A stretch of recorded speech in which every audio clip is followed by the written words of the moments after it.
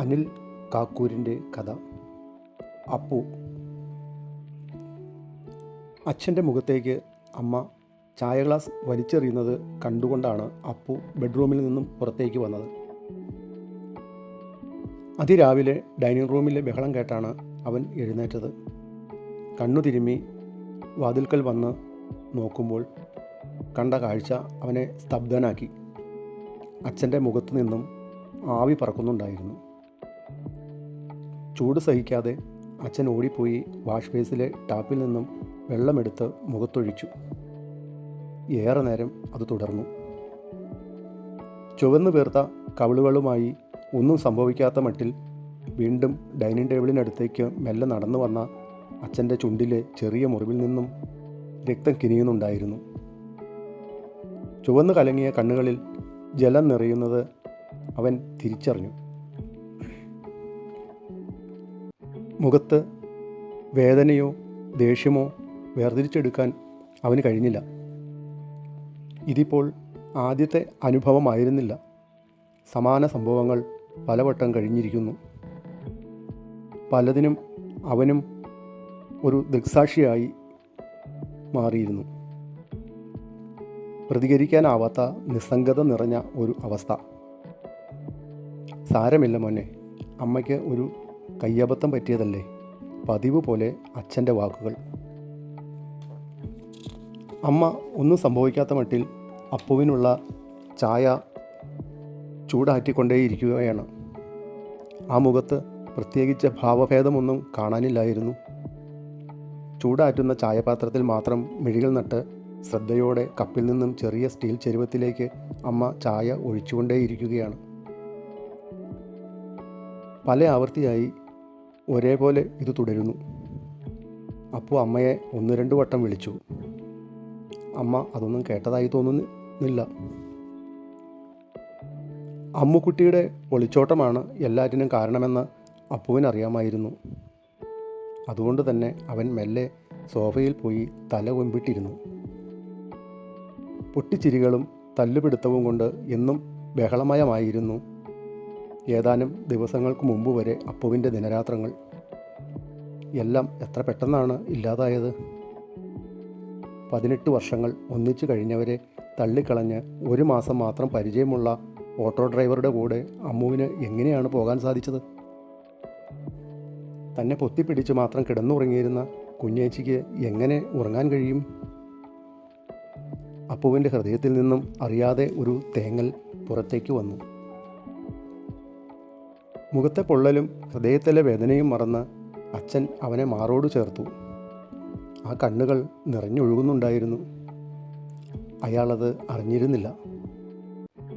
അപ്പുവിൻ്റെ ചുണ്ടുകളിലെ ഗദ്ഗതങ്ങൾ അയാൾ വിരലുകൾ കൊണ്ട് തടഞ്ഞു. അമ്മ കേൾക്കാതിരിക്കാൻ, ആ മനസ്സിനെ ഉണർത്താതിരിക്കാൻ. അമ്മുവിൻ്റെ ഇഷ്ടമറിഞ്ഞപ്പോൾ അമ്മയാണ് ആദ്യം തന്നെ എതിർത്തത്. അവൾക്ക് പ്രായപൂർത്തിയായെന്നും ഇറങ്ങിപ്പോകുമെന്നും പറഞ്ഞപ്പോൾ അമ്മ ഒന്ന് പതറി. കുറച്ച് ദിവസം ബഹളമായിരുന്നു വീട്ടിൽ. ഒടുവിൽ അമ്മ അച്ഛൻ്റെ ഇഷ്ടത്തിന് വിട്ടുകൊടുക്കുകയായിരുന്നു. കഴിഞ്ഞ തവണ ലീവിന് വന്നിട്ട് പോയപ്പോൾ 3 വർഷം കഴിഞ്ഞേ വരികയുള്ളൂ എന്ന് പറഞ്ഞാണ് അയാൾ ഗൾഫിലേക്ക് വിമാനം കയറിയത്.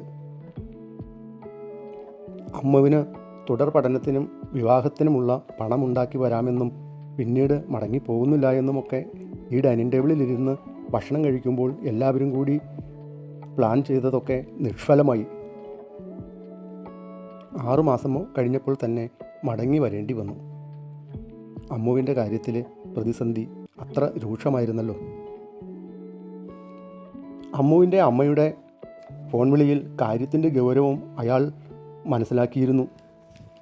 അതുകൊണ്ട് തന്നെ അടുത്ത ദിവസം തന്നെ തിരികെ നാട്ടിലെത്തി. അമ്മുവിൻ്റെ ഉറച്ച തീരുമാനം അയാളെ അല്പമൊന്നുമല്ല അമ്പരപ്പിച്ചത്. അവൾ പൂർണ്ണമായ തീരുമാനമെടുത്തിരുന്നു ഓട്ടോക്കാരൻ്റെ കൂടെ ജീവിക്കാൻ.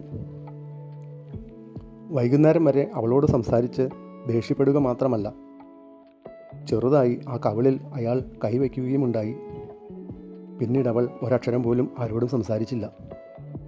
വരാന്തയിലെ ചാരുബെഞ്ചിൽ ദൂരേക്ക് നോക്കി അവൾ ഒറ്റയ്ക്കിരിക്കുകയായിരുന്നു.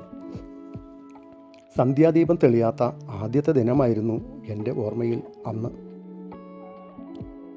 ഡൈനിങ് ടേബിളിൽ തല ചായച്ച് കരയുന്ന അമ്മയോട് എന്തു പറയണമെന്ന് അപ്പുവിനറിയില്ലായിരുന്നു. ചേച്ചിയോട് ആദ്യമായി അന്നവന് ദേഷ്യം തോന്നി. ആരോടും പറയാതെ പുറത്തേക്ക് പോയ അച്ഛനെ നോക്കി അവൻ വെളിച്ചമില്ലാത്ത വരാന്തയിൽ കാത്തിരുന്നു. രാത്രി വൈകി വന്ന അച്ഛൻ വിളിക്കുന്നത് കേട്ടാണ് വാതിൽപ്പടിയിൽ ചാരിയിരുന്ന് ഉറങ്ങിപ്പോയ അപ്പു എഴുന്നേറ്റത്. ചുറ്റും ഇരുട്ടായിരുന്നു.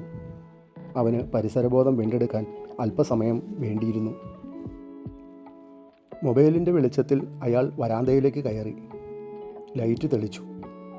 അപ്പുവിൻ്റെ കൈ പിടിച്ച് അകത്തു കയറി ലൈറ്റിട്ടപ്പോഴാണ് കസേരയിലിരുന്ന് ഉറങ്ങുന്ന അമ്മയും ഉണർന്നത്.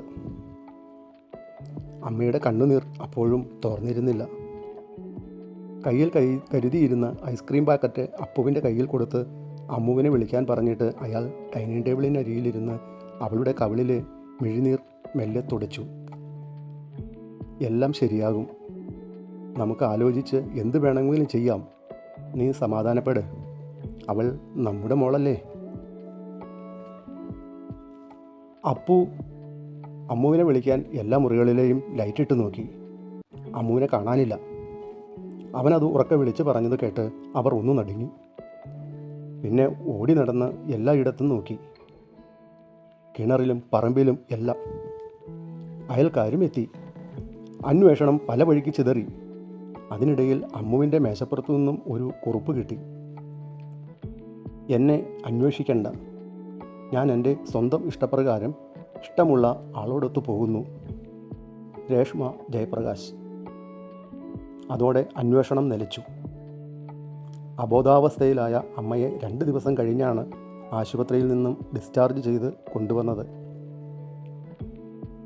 വീട്ടിലെത്തി ഉറക്കമുണർന്നതും അച്ഛനെ കയ്യിൽ കിട്ടിയതൊക്കെ വലിച്ചെറിഞ്ഞ് ഉപദ്രവിക്കുകയായിരുന്നു. അല്പം കഴിഞ്ഞ് ശാന്തമായി.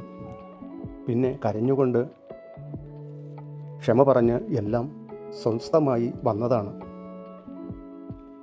അച്ഛൻ വിവാഹത്തിന് സമ്മതിക്കാത്തതിനാലാണ് അവൾ കാമുകനൊപ്പം ഇറങ്ങിപ്പോയതെന്ന് പറഞ്ഞാണ് അമ്മ പ്രശ്നമുണ്ടാക്കുന്നത്. പിന്നീട് നാളുകളായെങ്കിലും എപ്പോഴാണ് അമ്മയുടെ ഭാവം മാറുന്നതെന്നറിയാൻ കഴിയില്ല. അച്ഛൻ അടുത്തു വരുമ്പോഴാവും അമ്മയിലെ ഭാവമാറ്റം. കയ്യിൽ എന്താണെന്ന് നോക്കാറില്ല. എന്തൊക്കെയോ പുലമ്പിക്കൊണ്ട് മുഖത്തേക്ക് വലിച്ചെറിയും. അല്പം കഴിഞ്ഞ് ഒന്നും അറിയാത്തതുപോലെ അടുത്തു ചെന്ന് ക്ഷമ ചോദിച്ച് പരിപാലിക്കും. ഇന്ന് ആ പതിവ് മാറിയതായി അപ്പുവിന് തോന്നി.